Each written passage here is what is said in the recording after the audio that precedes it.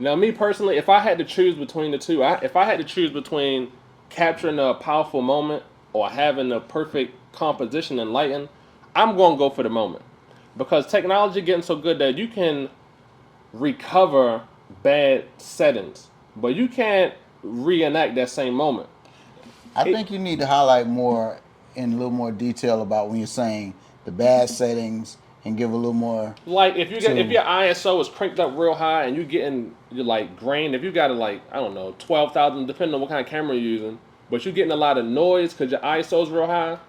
Lightroom have a denoise feature where you can get rid of some of that noise, and but the if your shutter speed is real low and then you getting motion blur, you can't recover that motion blur. No. So that's one thing that you really got to be mindful of. So what I tell people is, in this order, I start from the focal length, the shutter speed, the aperture, then the ISO. I start from that order. So if you're starting with a 50 millimeter lens, your shutter speed is going to be double the focal length. So you got a 50 millimeter lens, your shutter speed is going to be 100 at the least. And then your aperture going to be depending on how many people you're shooting. Is it just one person or you got a whole group of people? If you're shooting one person, then you could use like a 1.8, 2.8. But if you're using a whole group of people where it's layers and it goes deep, then you're going to go for a 5.6 to maybe f8. And then the ISO is based on whatever available light that you have. But go in that order. Don't start with ISO.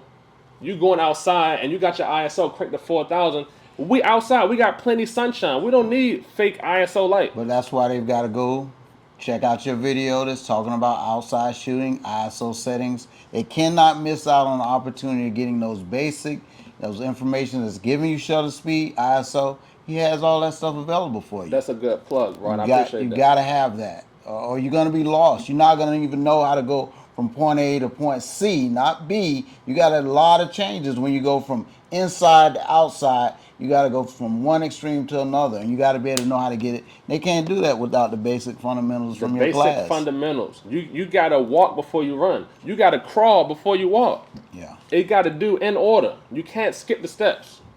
Worst thing is to have someone that's going out there, got a camera, and grabbing hold to opportunities too fast and not being prepared. Yeah, You know, you grab got to opportunities. realize these are people memories. So, yes, really get your foundation, get your study, get your test, take the course. I mean, take it serious. I mean, memories are important. And that's part of what you're trying to do, create memories. But you don't want to create duds.